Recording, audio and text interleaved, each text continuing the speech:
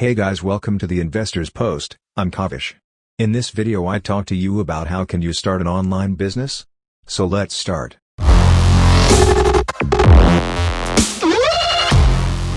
Once you've decided on an online business idea, you'll want to do your due diligence and, eventually, give it life. Here's how to start a business, step by step. Step 1. Validate your idea with market research. It might sound harsh, but it's true. Just because you think you have a great idea, that doesn't mean there's a market for it. Before investing your time and energy into starting your business, research how feasible it is and whether there's any potential buyer interest. You can hire an agency to conduct market research for you, but if you're on a shoestring budget, you can do research online. There are many websites available that help you to do research free. Step 2. Develop your product or service. You've validated your idea, now it's time to turn it into a reality. Whether you're selling a product or service, you need to create it. Find a manufacturer to bring your product to life, create packages of your service offerings, or write your book and identify a self-publishing option to bring it to fruition. If you go the dropshipping route, the product has already been developed for you. It's up to you to choose the products you're passionate about or that you've identified a hot market for. Step 3. Set up your business finances. How do I open a business bank account? Is a common question for many new entrepreneurs. After you've officially registered your business with your local government, you should have the tax identification numbers and other information required to open a business bank account. As you grow, you might need funding for future endeavors, be it a new product launch or marketing and advertising spend.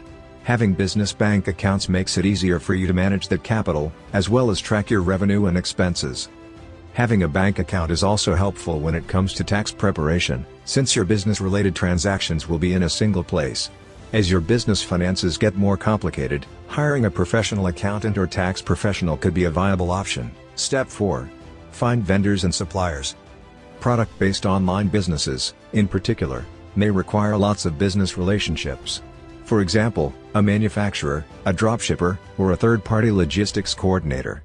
When identifying which partnerships you want to move forward with, it's best to shop around and compare your options to make sure you're getting the best solution for your needs. Other online businesses may require different relationships or contractors. If you're writing a book, for example, you may want to hire a professional editor and book designer. Step 5. Build your website. If you want to start a business online, you need to have a website. And to generate online sales, you'll need to incorporate payment processing functionality.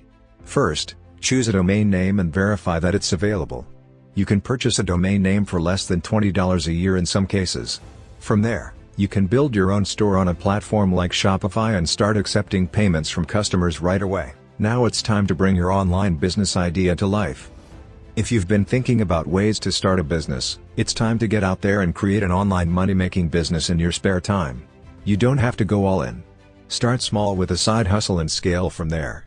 Or, keep things small. The beauty of starting your own online business is that it's all up to you.